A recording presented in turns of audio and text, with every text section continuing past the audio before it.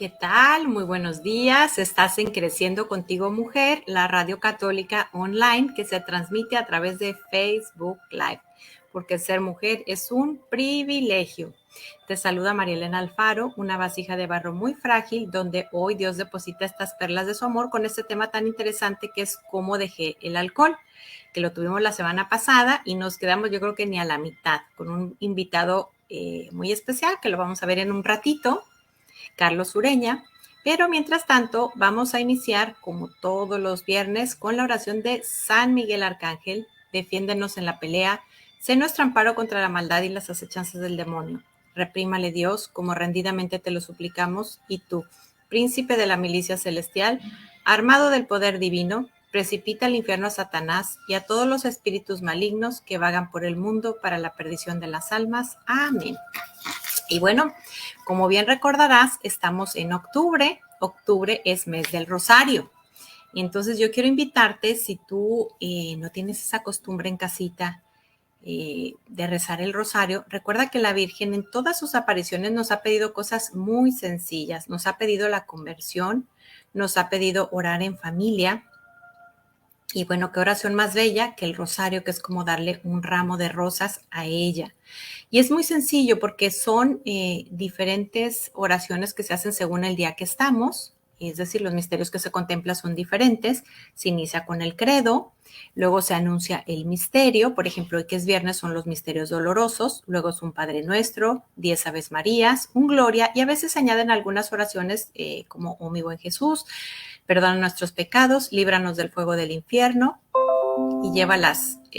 Socorre especialmente a las almas más necesitadas de tu infinita misericordia. Y luego al final, ya después de terminar los 5 misterios, viene un Padre Nuestro, 3 Aves Marías y una salve. Las 3 Aves Marías, en una se pide fe, en otra se pide esperanza y en otra se pide caridad. Y bueno, pues además de estar en octubre, que es el mes del Rosario, estamos en campaña de 40 días por la vida. La campaña de 40 días por la vida se realiza 2 veces al año. La primera se hace en Cuaresma y la segunda es precisamente en octubre. Y te voy a platicar un poquito sobre lo que es esta campaña tan bella de 40 días por la vida. Esta campaña pues es mundial y desde la primera campaña hasta la campaña pasada se han salvado 22,827 bebés. Esos son los que están documentados. Sin embargo, deben haber muchísimos más que no conocemos. ¿Qué sucede? Que también muchos empleados que trabajan en esta industria de la violencia dentro del vientre se convierten, porque también hay personas que les están ayudando a encontrar otro trabajo. Han habido hasta el día de hoy 247 empleados. Una de ellas es Abby Johnson. Tiene una historia bellísima, tiene una película que ojalá la busques, que es Un Planet. Y también se cierran centros de exterminio prenatal. Hasta el día de hoy, hasta que finalizó la campaña anterior, se han cerrado 132 centros. Queremos invitarte a que te unas. Son más de 1 millón de voluntarios. Y pues lo más importante sería que te acercaras a tu parroquia para preguntar cuándo son las vigilias pacíficas. En México generalmente son 24/7, es decir, están fuera de los centros de exterminio prenatal, orando de una manera pacífica. Y bueno, ¿qué nos piden? Oración y ayuno. A veces pensamos que el ayuno pues es pasar a pan y agua, o no hacer una comida o hacerlas todas muy, muy ligeras, pero hay otro tipo de ayunos. También esas cosas que nos cuestan trabajo. Podríamos hacer, por ejemplo, un ayuno de redes. En vez de estar pasando todo el día viendo cosas en las redes, pues vamos a dejar ofrecer, puede ser los viernes, puede ser todo el mes de octubre, toda la campaña. Cosas que nos cuestan mucho trabajo. Además, me gusta mucho el café, pues toda esta campaña no tomo café. La integración comunitaria, ¿qué quiere decir? Que estamos invitados todos, no importa el credo que tengamos, a unirnos en esta campaña. Y la vigilia pacífica significa que estamos afuera de estos centros sin agredir a nadie, es decir, nada más rezando pacíficamente. Si yo te enseñara el mapa de Estados Unidos, que dudo mucho que se alcance a ver pues ahí en pantalla, es que también aquí es difícil porque todo se ve al revés, podrás ver muchos puntitos rojos y puntitos azules. Bueno, pues ¿qué significa? Los puntitos que están en rojo es donde todavía hay centros de exterminio perinatal y los azules es donde ya, gracias a Dios y gracias a cada oración, se han cerrado. Ahora, si en tu parroquia no hay una vigilia pacífica, pues qué tal que tú platicas con tu párroco y te animas a hacer la primera campaña de 40 días por la vida. Puedes meterte a la página e investigar cuál es la persona encargada del lugar donde tú estás. Nosotros, por ejemplo, que vivimos en Texas, gracias a Dios, gracias a tus oraciones, gracias a que han habido el gobierno anterior que protegía la vida, pues hubo un cambio en los jueces y entonces salió una ley buenísima donde ya deja de ser un derecho nacional el eliminar la vida dentro del vientre y se pasa a los estados. Entonces cada día se han hecho más restrictivas las leyes. Ha habido otra ley también que es cuando se reconoce el latido fetal. Y bueno, pues poco a poquito, granito a granito, se van llenando esos costales que detienen las inundaciones. Yo viví en Tabasco y pues cuando era época de lluvias, era época de inundaciones, pues se ponían cerca de todos estos ríos muchos costales para detener el agua y esos costales están llenos de granitos de arena. Entonces tus oraciones son un granito de arena y si sumamos las de todos, pues imagínate lo que podemos lograr. Estamos muy preocupados o muy tristes o muy dolidos por esta guerra que ha iniciado. Y yo quisiera platicarte que la Tercera Guerra Mundial hace muchos años que empezó. Es en el vientre. Cada año se calcula que hay más de 50 millones de muertos en el vientre a petición pues de la propia madre. Esa violencia ejercida por un médico que juró defender la vida. Y si nosotros tomamos cifras, estamos hablando nada más de la cifra cada año. En la Segunda Guerra Mundial murieron, se calcula, aproximadamente 45 millones de seres humanos. En la Primera Guerra Mundial, 11 millones. A tantos nos ha dolido los que somos mexicanos el terremoto del Distrito Federal del 85, pues ahí fallecieron 40,000 seres humanos. Y pues los que viven acá en Estados Unidos, otro de los temas que toca mucho el corazón, pues es el 9/11. En el 9/11 se calcula que murieron poco más de 3,000 personas. Y algo que yo creo que nos tiene a todos como un parteaguas que hubo en el mundo fue el holocausto nazi. En el holocausto nazi murieron 11 millones de seres humanos. Si tú y yo viviéramos esas épocas del holocausto, pues, ¿qué estaríamos llamados a hacer para detener esto? Hoy estás llamado a ser parte pues de esas personas que pusieron su granito de arena con su voto, con sus palabras, con sus acciones, con sus oraciones, porque si tú pudieras ver cómo mueren estas criaturas, pues es una manera terrible. Si nos duelen todos esos niños que están muriendo pues en estas guerras inútiles. No sé si has escuchado alguna vez del doctor Bernard Nathanson. El doctor Bernard Nathanson estaba encargado, retrocediendo un poquito el tiempo, él cuando estudiaba medicina, su novia queda embarazada, entonces le escribe a su papá y su papá le manda dinero y le dice, pues tú verás qué haces, si sigues estudiando o no. Y entonces, pues ahí él decide, se va por el camino fácil. Y después, cuando es el tema de la despenalización en Estados Unidos, él estuvo trabajando por la despenalización. Y entonces él dice que se utilizaron 3 herramientas. Una fue llamar a la Iglesia Católica retrógrada, porque eran los únicos que estaban pues defendiendo la vida. Número 2, falseando cifras, es decir, inventando que la mayoría de los ciudadanos, incluso los católicos, estaban a favor del aborto. Y la tercera fue mentir.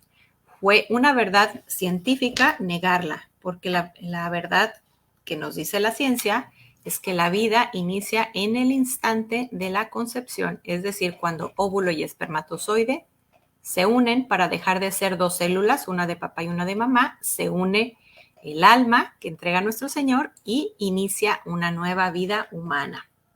Bueno, pues este médico, ahorita no recuerdo bien las cifras, pero él dirigía, no quisiera equivocarme, pero él cuando es su conversión, y luego platica, no sé si De las clínicas que él estaba encargado eran como 75,000 bebés de los que él se hacía responsable.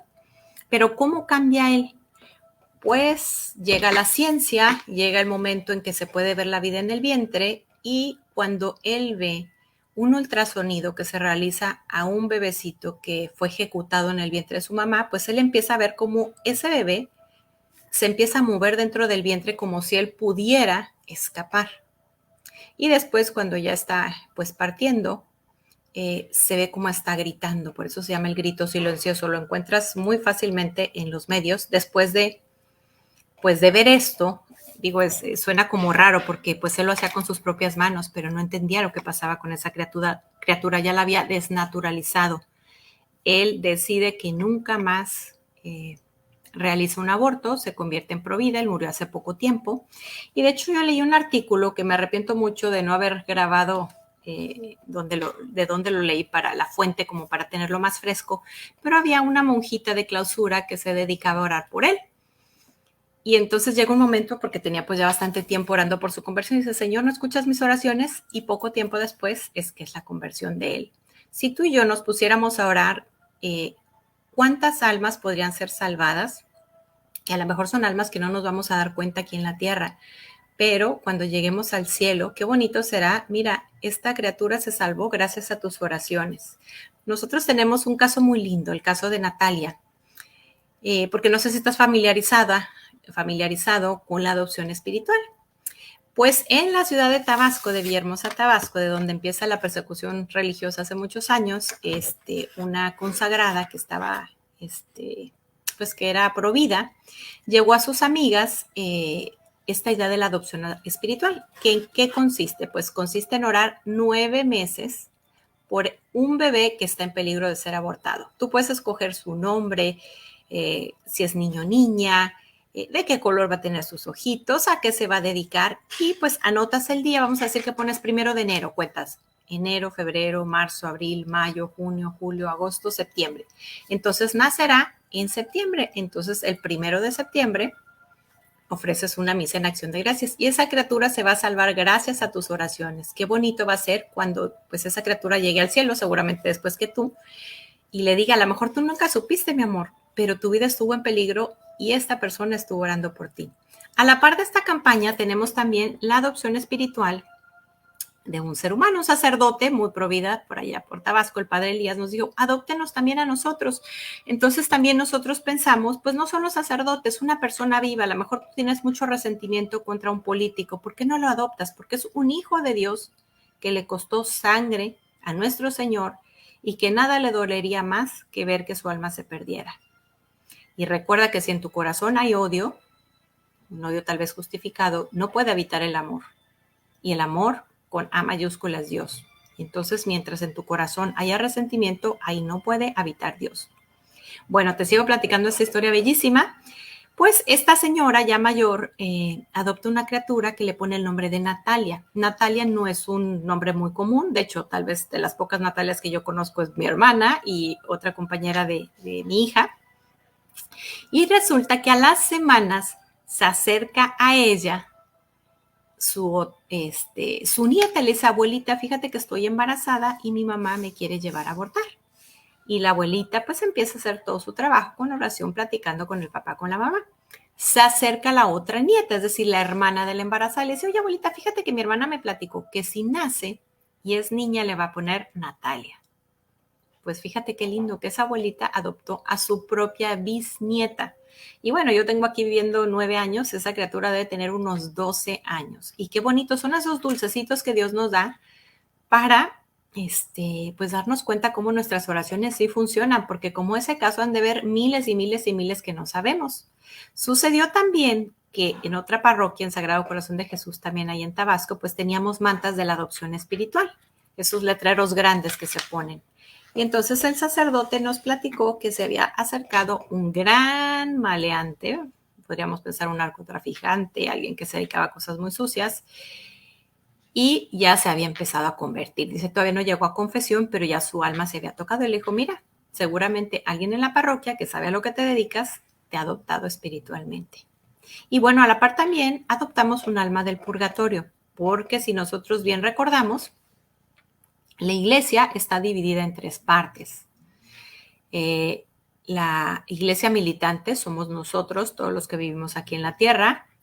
La iglesia triunfante es los que ya triunfaron, los que ya están en el cielo. Y la iglesia purgante son aquellos que, bueno, pues cuando nos toca partir todos esos pecaditos que pues no reconocimos, que no pedimos perdón por ellos, que no los reparamos en vida, nosotros mismos nos vamos a dar cuenta que está manchada nuestra alma y que nuestra alma huele feo y que no estamos con el vestido digno para entrar al cielo, y nosotros mismos decidimos pues pasar a la sala de espera para aprender todo lo que en vida pues no aprendimos. Entonces también oramos por las almas del purgatorio.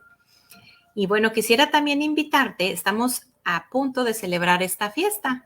El 1 de noviembre celebramos precisamente a todos esos que ya son la iglesia triunfante, que están en el cielo, y el 2 de noviembre a los fieles difuntos. Los fieles difuntos pues son aquellos que están pues en la sala de espera para ya llegar al cielo.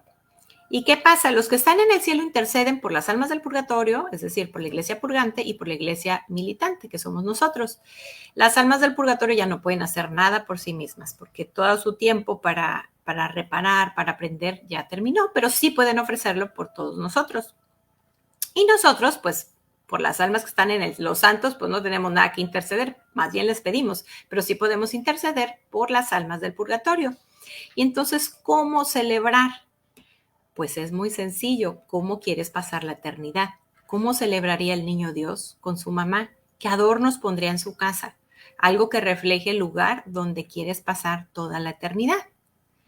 Porque anticipándose a esta fiesta tan grande, que es donde ha sido derrotado el enemigo, porque aquellos que acogieron la sangre que nuestro Señor derramó libremente por ellos, pues triunfaron.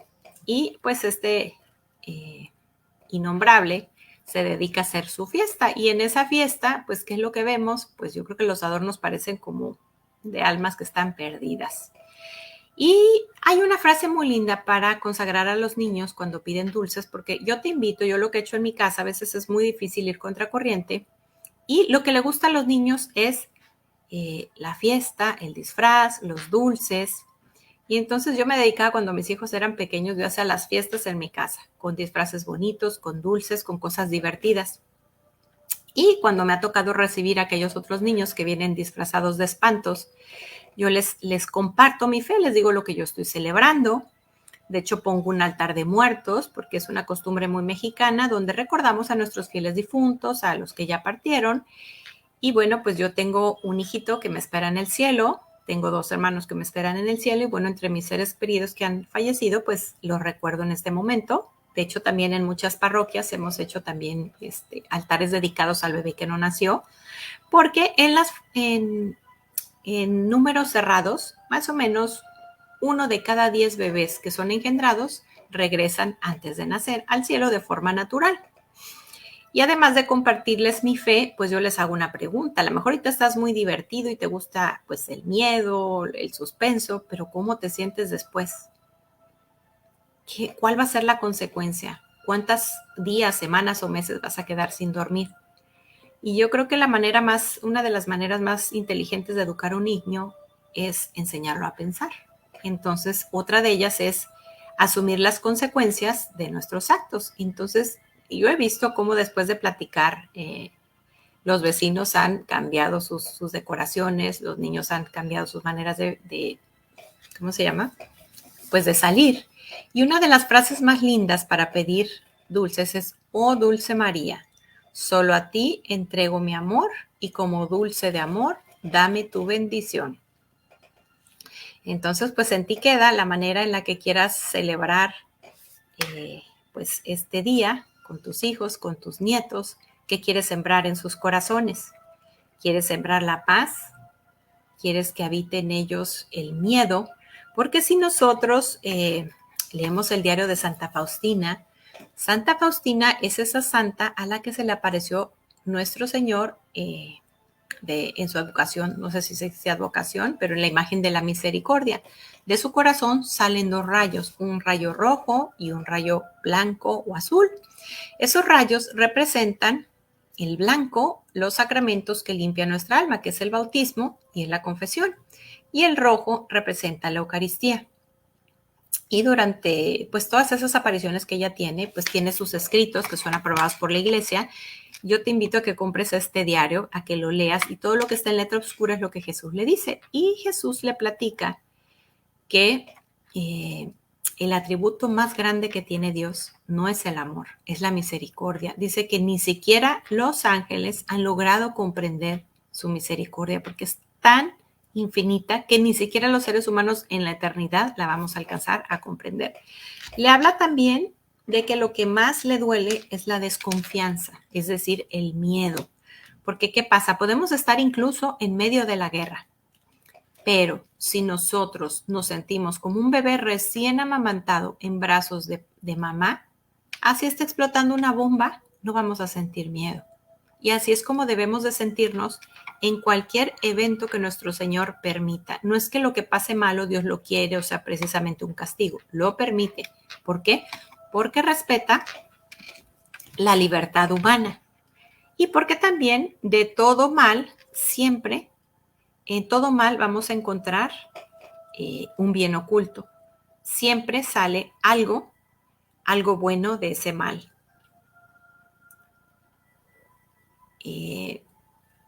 Entonces, por ejemplo, podríamos hablar de esta guerra. Pues no es que Dios quiera que estén dos grupos de sus hijos en guerra. Pero ¿de dónde ha salido toda esta problemática que lleva años? Yo te invitaría a que leas las Sagradas Escrituras para que veas de dónde surge toda esta discordancia. Pero bueno, vamos a terminar con la Divina Misericordia. En ese diario platica que esta religiosa se le acerca a otra religiosa y como sabe que tiene un diálogo muy, muy de tú a tú con Dios, le dice, oye, por favor pregúntale a Jesús si ya me perdonó X pecado. Imagínense el peor pecado que ella pudo haber cometido.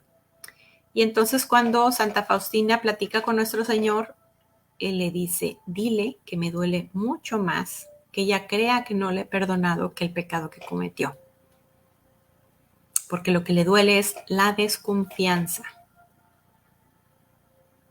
¿Cuánto confío yo en Dios? Cuando estoy en momentos difíciles,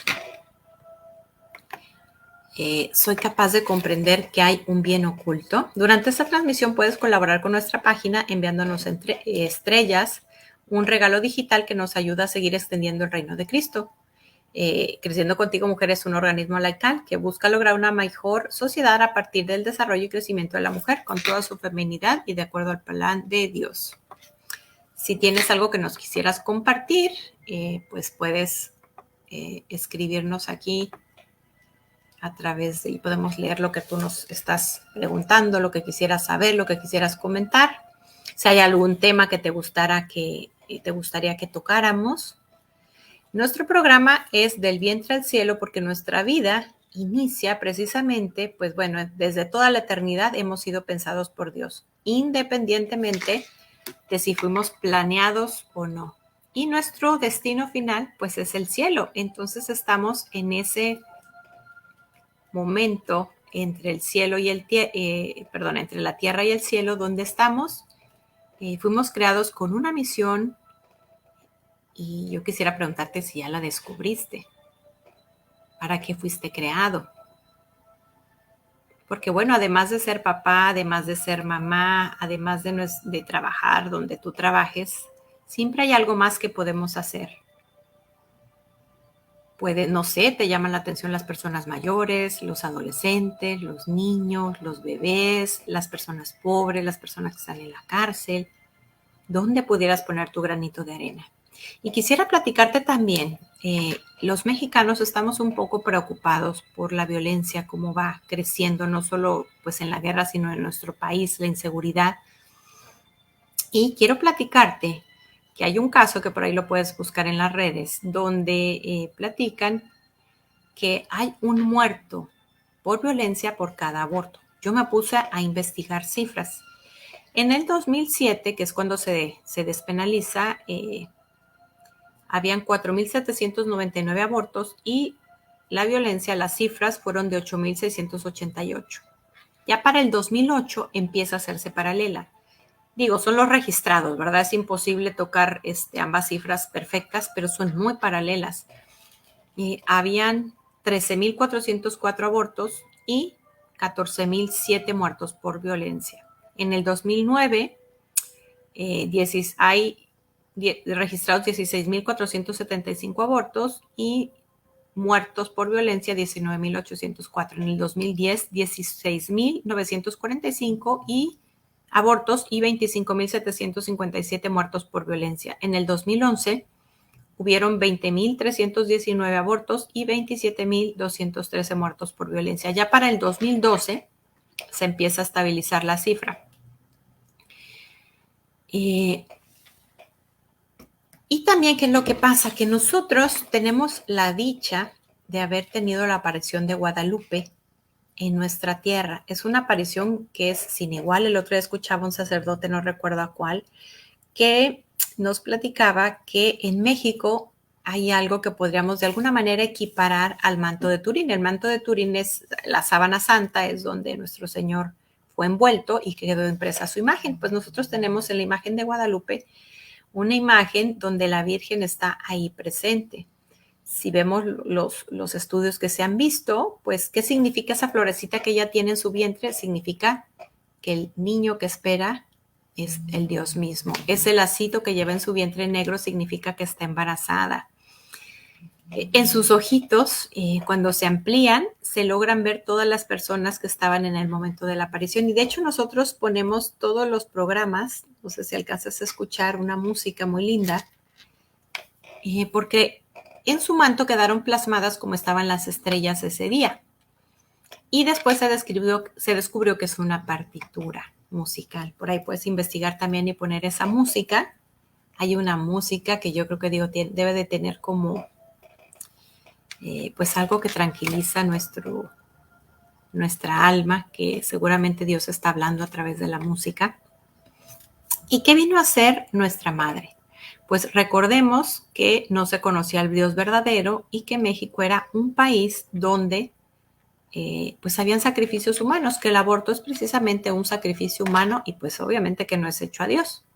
La Virgen vino a desterrar esos sacrificios humanos.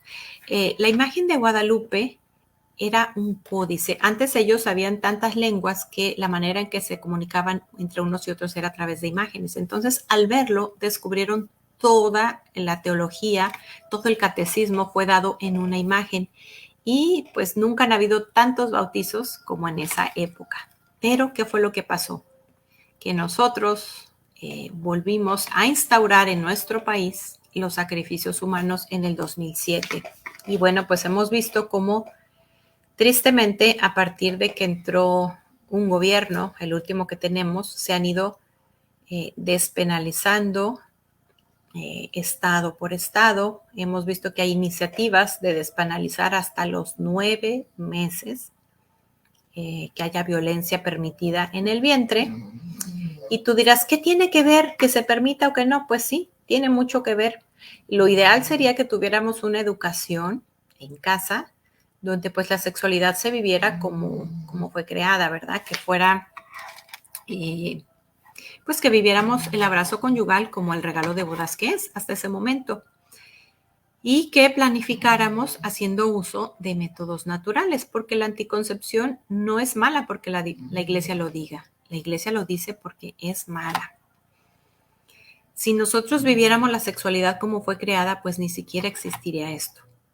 Voy a platicar sobre uno de los métodos que es el que más se utiliza, que son los métodos hormonales. ¿Cuáles son los hormonales? Píldora, dispositivo, implante, inyección, anillo, parche, que lamentablemente son los que más se usan. Yo no soy doctora, yo soy diseñadora gráfica y te voy a explicar esto de una manera muy sencilla.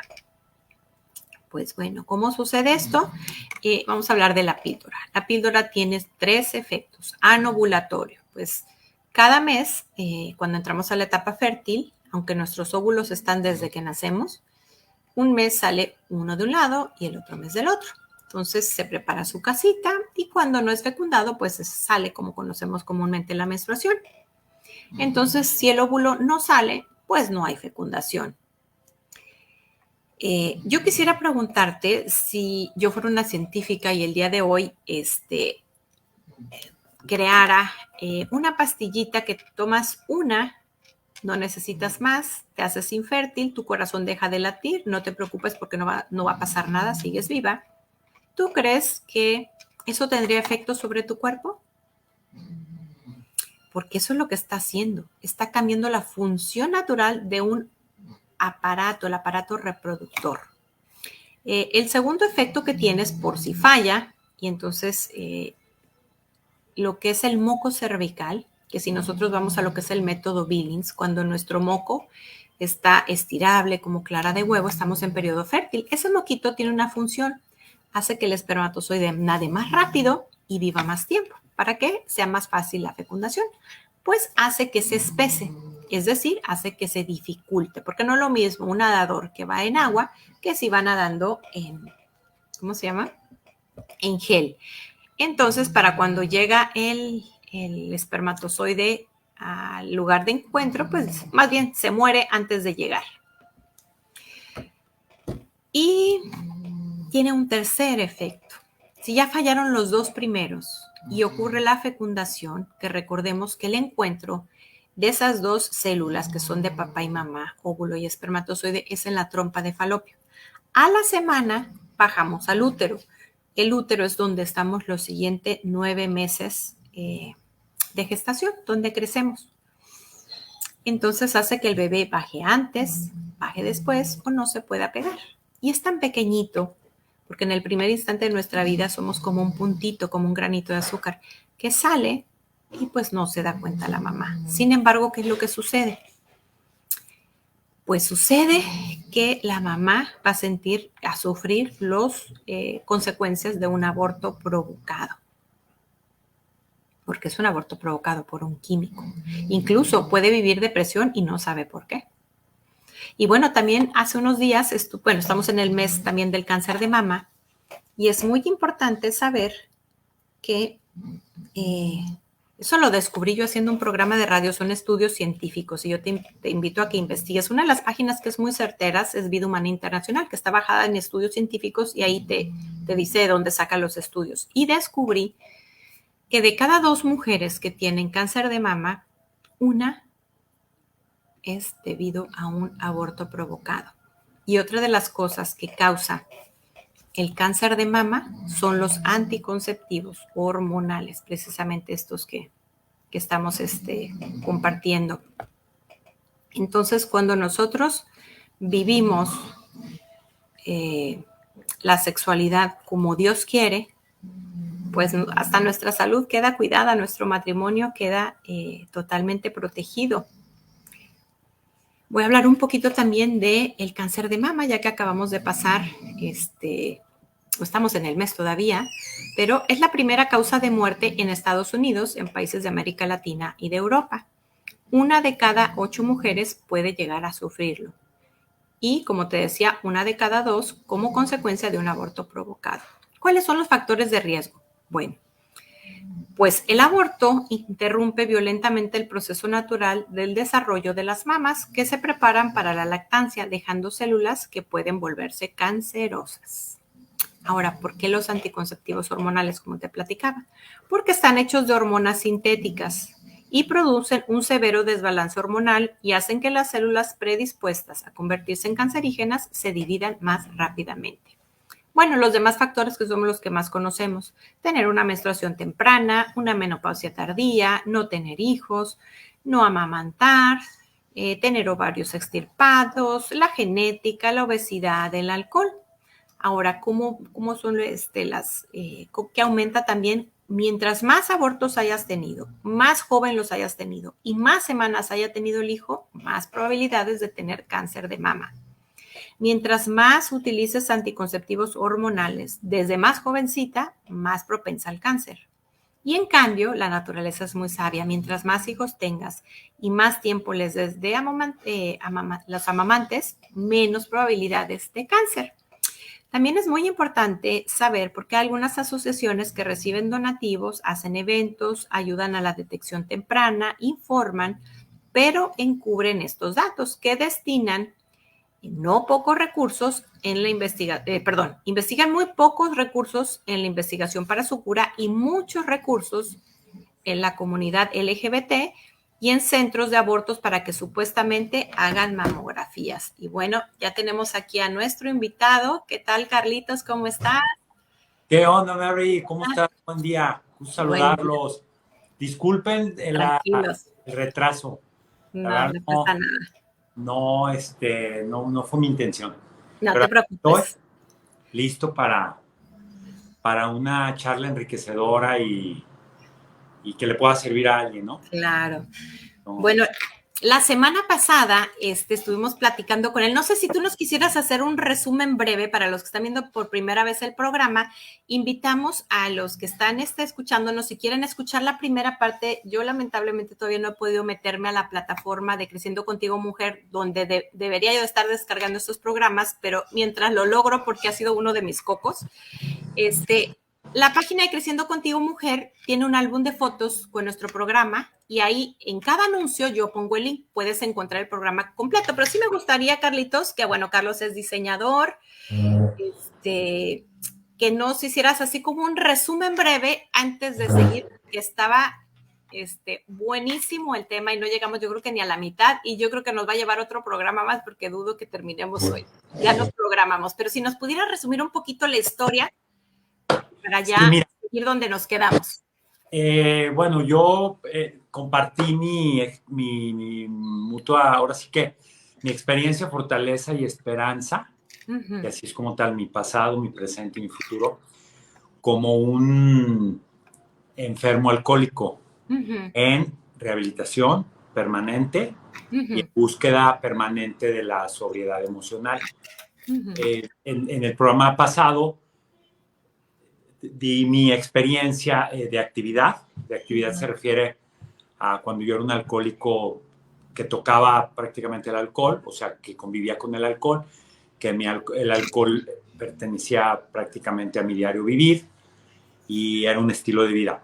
Y Uh-huh. también, bueno, pues platiqué cómo toqué fondo, cuáles fueron las circunstancias ya que me llevaron, que me llevaron a pedir ayuda y que sobre todo fue un parteaguas en mi vida para cambiar y sobre todo un despertar espiritual.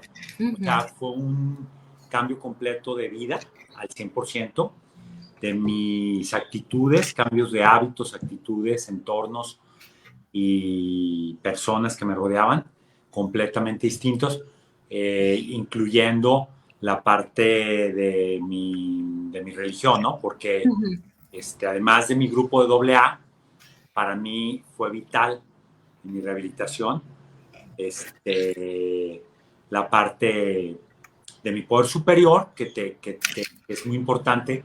En AA te lo vamos, es importantísimo dentro de los pasos que vas dando y que vas ejecutando en AA, es importante el poder superior, ¿no? Claro. En este caso mi poder superior, bueno, pues es nuestro Señor Jesucristo. Él a mí me ayudó muchísimo. Y bueno, ya ahí se terminó el programa. Bueno, no hubo, bueno, fue muy extenso.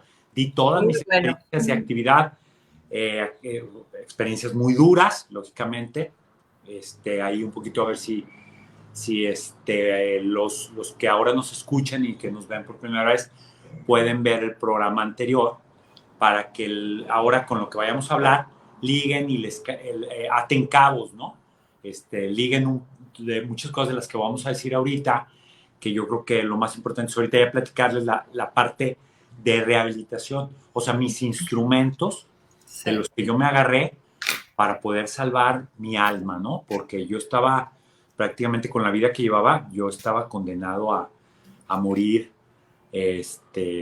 completamente desterrado de un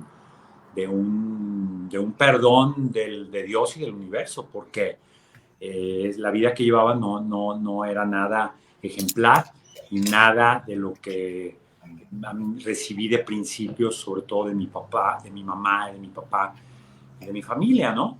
Y sobre todo no era nada ejemplar de acuerdo a lo que en mi colegio los salesianos me inculcaron. Y bueno, está muy claro que a mis 33 años en aquel entonces, 32 para cumplir 33 y ahora mis 54, pues eso está clarísimo, no tengo ninguna duda de quién es mi Dios, quién es mi poder superior y quién fue el que me dio la mano para salir de esta enfermedad, que es una enfermedad incurable, progresiva y mortal. Yo sigo siendo alcohólico, lo voy a hacer toda mi vida, pase por lo que pase. No puedo cambiar ni de opinión, ni el discurso va a ser diferente el día de mañana. Yo solo día a día voy trabajando en mi abstinencia, que es la parte de no tocar el alcohol. Y la sobriedad emocional es el trabajo espiritual, desarrollo humano y la famosa cruz del equilibrio y de la sobriedad, que ahí nos quedamos, que es parte del camino de la recuperación. Carlos, a mí me gustaría interrumpirte un poquito. Sí, Yo quisiera algo bien importante. Carlos tuvo una mamá de una fe muy sólida y como que tuvo muchas llamadas de atención, pero la más fuerte es cuando su mamá y le dice que pues el cáncer volvió y fue como que lo que lo hizo tocar fondo. Yo, una de las cosas que quiero agradecer es que Carlos tenga la valentía de abrir su corazón, porque digo, es muy bonito y muy fácil compartir programas donde pues hablamos de los milagros que hace nuestro Señor, pero no de hablar de nuestras miserias. Hace un momentito antes de que entras estábamos hablando de la misericordia. La manera en que nosotros deberíamos actuar es como Jesús. Jesús, como tú bien describiste, nunca va, por ejemplo, vamos hablando del alcohol. Nunca va a aplaudir el alcohol. Y así como el alcohol, podemos hablar de corrupción, podemos hablar, ahorita hablamos de aborto, de muerte, lo que tú quieras. Sin embargo, lo que Jesús siempre fue y lo que es su característica más grande es la misericordia. Yo quiero hablar un poquitito, así un minuto antes de Carlos. Siempre atrás de un alcohólico, bueno, porque tú estás hablando de esto, pero podríamos hablar de un asesino, podríamos hablar de un ladrón, podríamos hablar de cualquiera que cae en otro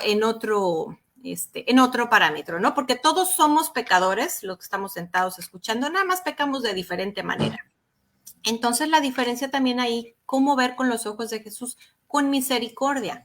Pues entender a ese Carlos que tuvo heridas, que tuvo deficiencias. Entonces, yo creo que ahí es donde entra ese trabajo, donde Dios empieza a trabajar con el alma para en ese momento que él toca fondo, él le permite a Dios agarrar ese barro y moldearlo. Entonces, yo sí quisiera que quedara bien claro el agradecer que estés abriendo tu corazón para contar tus miserias, que no es fácil, pero también vamos a ir viendo lo que Dios hace y nos sirve para, si tenemos un problema de alcohol o alguien cercano, pues saber cómo salir, ¿no? Ahora sí, todo el micrófono. No, sí, mira, digo, ya en esa parte, ya la parte, digo, de que nos quedamos, pues bueno, básicamente en eso nos quedamos. Y aquí lo más importante, para darle un seguimiento y darle una estructura a este compartimiento que yo doy, porque al final de cuentas eso es compartir mi experiencia, ¿no? Y que les pueda servir a la gente y que yo pueda ayudarles en algo, ¿no? Para mí, ahorita que tocas el tema de la misericordia, yo siempre, dentro de tantas cosas, bueno, le agradezco a Dios mi vida, al despertar, mi vida, mi salud, que puedo dar, que me da la oportunidad de vivir un día más para trabajar y lograr la salvación de mi alma sobre lo que Él tenga de misión para mí, cumplir con mi misión. Sin embargo, yo le doy gracias siempre en la mañana y en la noche por su infinita misericordia y bondad, porque no se cansa, o sea, nuestro Señor Jesucristo, a través del Espíritu Santo, en mi vida, porque que quede claro que todo lo que comparto es en mi vida, no se ha cansado de ayudarme, ni de sacarme no solamente del alcoholismo, de situaciones difíciles, las que aparte el diario vivir te da, ¿no? Ya inclusive yo en el programa tuve circunstancias difíciles que tuve que ir afrontando y Dios y su inmensa misericordia me tomaron de la mano, no me han soltado. Yo le digo, Padre mío, que porque antes le decía, no me sueltes de tu mano, pero pues él no fue el que se soltó, yo fui el que me solté en su momento. Pues le digo ahora, dame nomás la fortaleza y la luz a través del Espíritu Santo para que yo no me suelte de tu mano, para que yo no me suelte de tu mano y que pueda llevar el mensaje a mucha gente que aún sufre de esta terrible enfermedad. Yo básicamente me trabajo la parte de rehabilitación diaria, porque esto va a ser hasta que me muera, hasta que Dios me llame.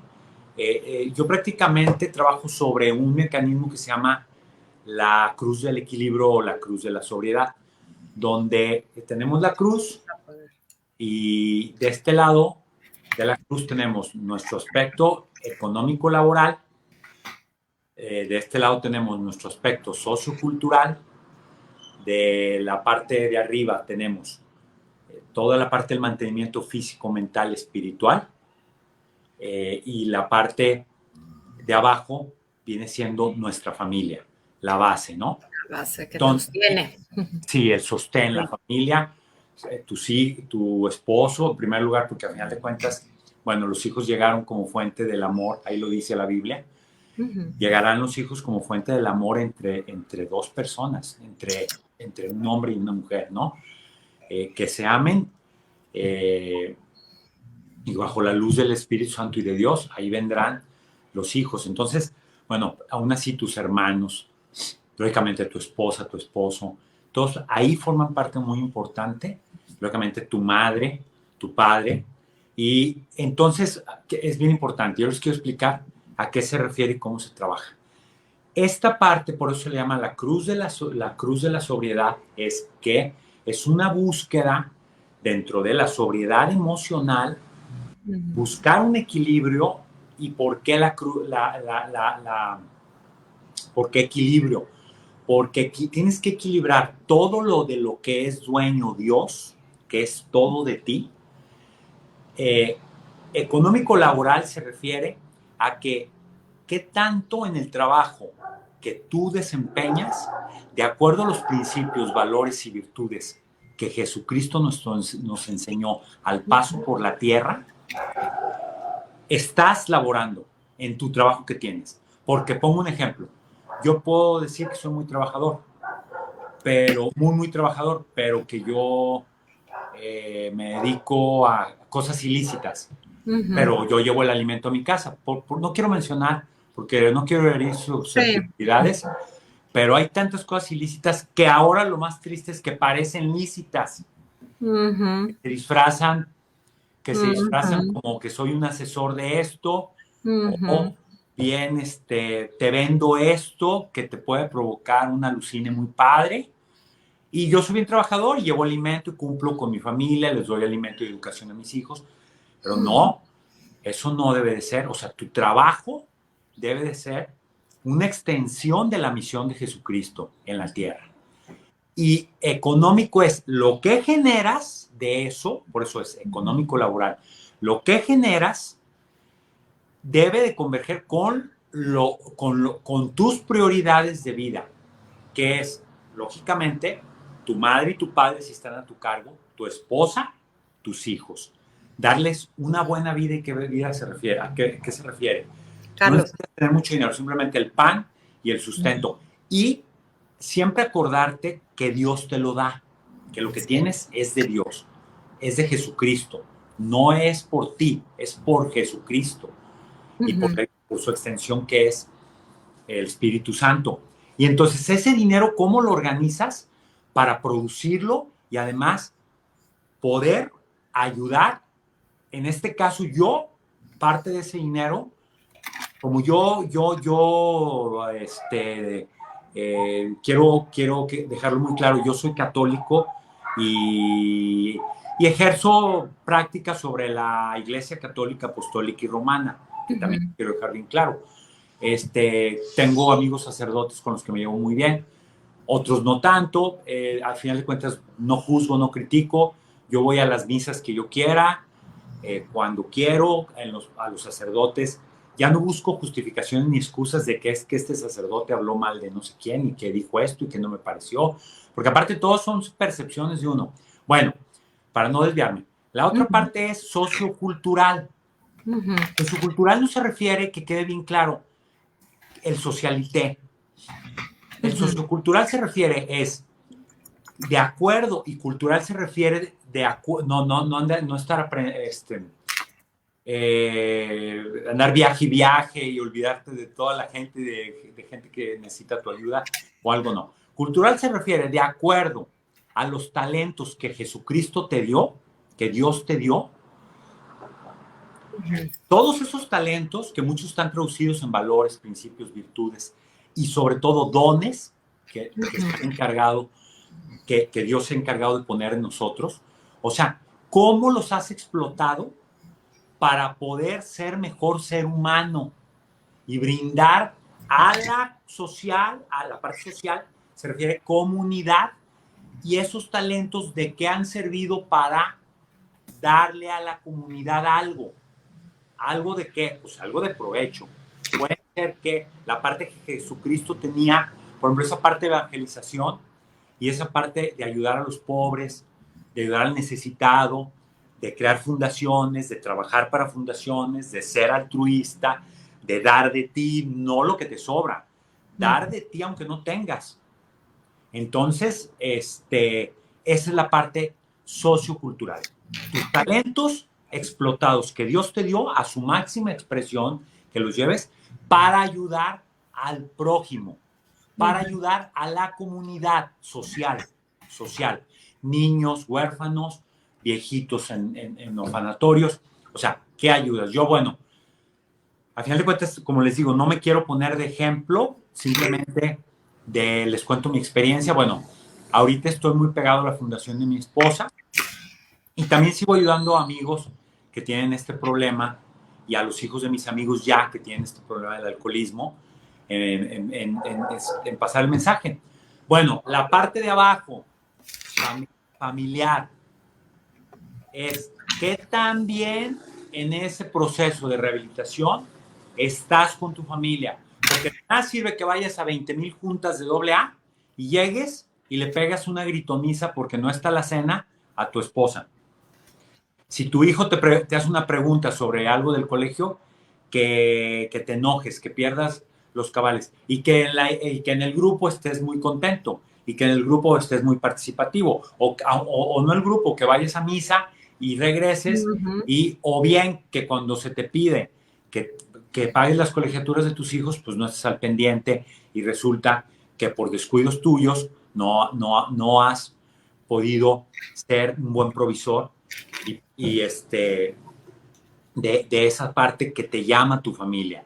O sea, la parte de la familia es qué tanto interactúas en esta rehabilitación, qué tanto has cambiado tus juicios, tus actitudes, para darles un mejor entorno donde se respire paz, alegría, que ya no hay esos gritos cuando eras alcohólico, esas crudas que te llegaban, entonces que en cuanto ya llorara un niño o un ladrido de un perro en la calle, te hacían explotar.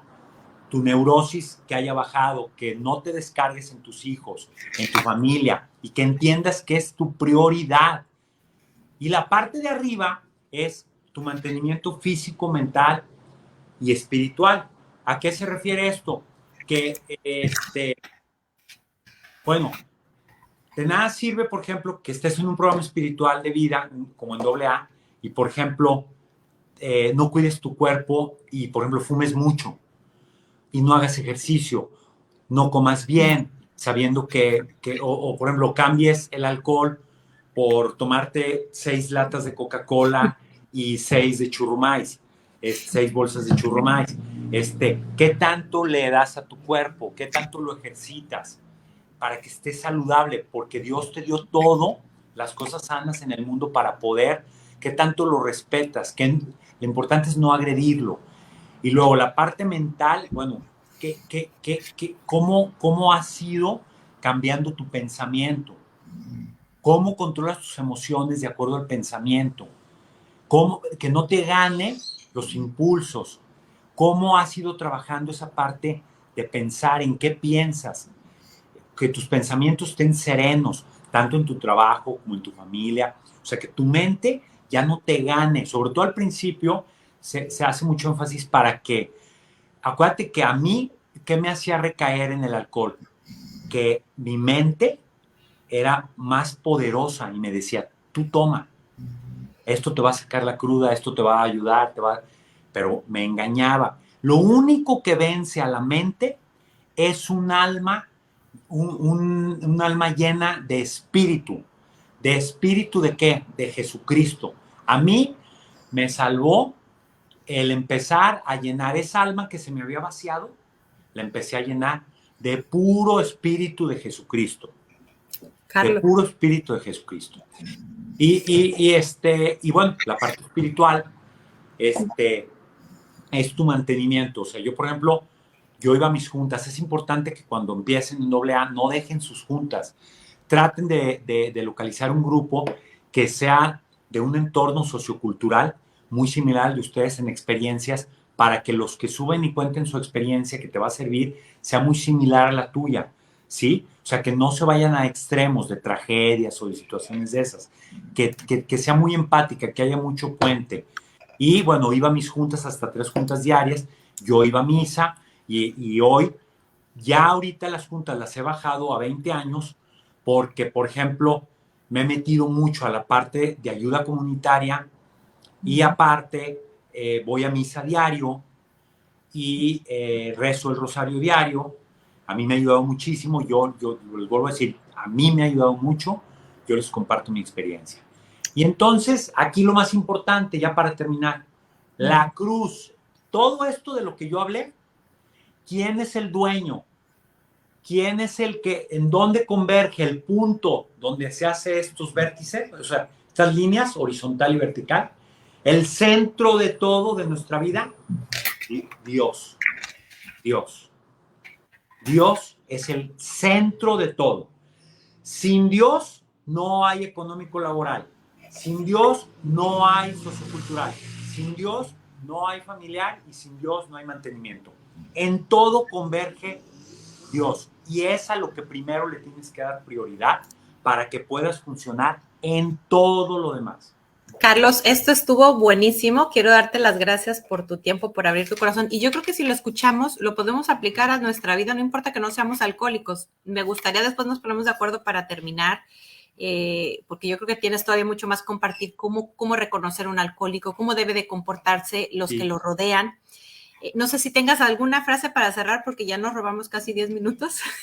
No quisiera empalmarme con el siguiente programa, pero si tienes algo para compartir, antes de cerrar con una pregunta, ¿es el centro de mi vida Dios? Sí. El centro de mi vida. No, es para todos los que estamos escuchando, no para ti, perdón. Okay, no es una pregunta para los que escuchamos, empezando por mí. Siempre es como para hacer vida lo que escuchamos en el programa. Okay. Pero no sé si quieras cerrar porque estamos a 10 segundos de cerrar. Pues bueno, no sé, se me antoja algo, pues mira, quiero para romper un poco romper un poco el hielo y que esto no sea tan serio. Mira, mi mamá decía un dicho, quiero terminar con un dicho, para todos los que luego planeamos y nunca incluimos a Dios, quiero nomás decirles algo que decía mi mamá muy cierto. ¿Quieren hacer reír a Dios? Cuéntenle sus planes. Sí. Y después hablamos. No, y después hablamos. Aunque no parecen. Carlos, mil gracias por abrirnos tu corazón. Déjame cerrar, ahorita nos quedamos fuera del programa y bueno, nos vemos la próxima semana. Y pues recuerden... muchos saludos y muchas bendiciones y aquí estoy, mira, vámonos haciendo, yo me gustaría que el próximo fuera como más que ya más preguntas tuyas en base a estos dos programas, todas las dudas que te han, o que te vayan preguntando tus amigos, ¿no? Perfecto, bueno, nos vemos.